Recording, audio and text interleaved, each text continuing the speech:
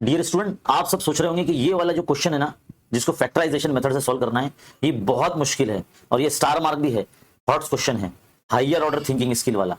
देखिए भाई, अगर आपको कॉन्सेप्ट पता है तो आप इजीली सॉल्व कर सकते हो, और थोड़ा सा कॉन्सेप्ट है ना, आपको क्लास 9 का यूज करना पड़ेगा। देखिए क्या, ये जो नंबर है एक्स स्क्वायर का जो कोएफिशिएंट है 3 और ये लास्ट नंबर है ये जो 2 है, इसको आपस में आपको करना है मल्टीप्लाई, यानी 3 2 हो जाएगा 6। 6 के आप फैक्टर निकालेंगे, 2 3 6, लेकिन आपको देखिए यहां पर बीच में क्या लेकर आना है, -2√6 आपको लेकर आना है।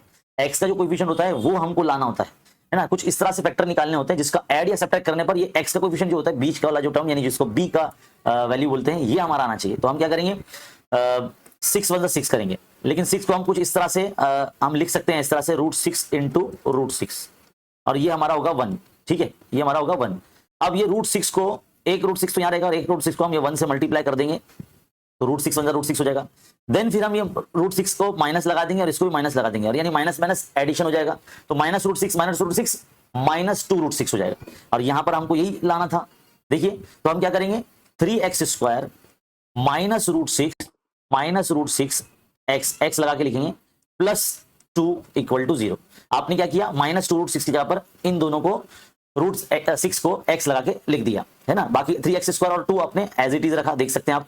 अब यहां पर आप देखिए, नेक्स्ट स्टेप जो होता है थोड़ा सा डिफिकल्ट होता है, स्टूडेंट्स को कॉमन निकालना नहीं आता। तो देखिए, जिस तरह से हमने 6 को √6 × √6 लिखा, इसी तरह से हम 3 को भी √3 × √3 लिख सकते हैं। तो देखो, इस तरह से हम √3x × √3x ऐसे लिखेंगे, तो x² हो जाएगा, √3 3 हो जाएगा। इसी तरह से फिर -√6 लाने के लिए हमको √3 को √2 से मल्टीप्लाई करना पड़ेगा, तो इसलिए हम यहाँ √2 लिखेंगे।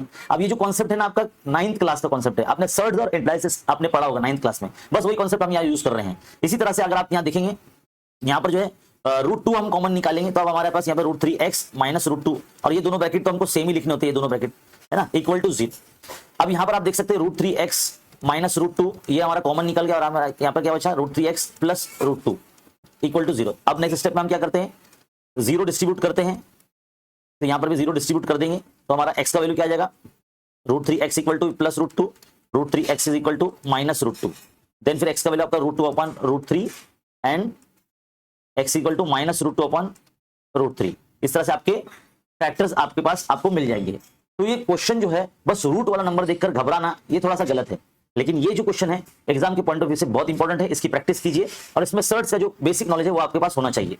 तो इसी तरह की वीडियो देखने के लिए आप जो है हमारे चैनल को लाइक कीजिए, फॉलो कीजिए। मिलते हैं अगले वीडियो में, थैंक यू।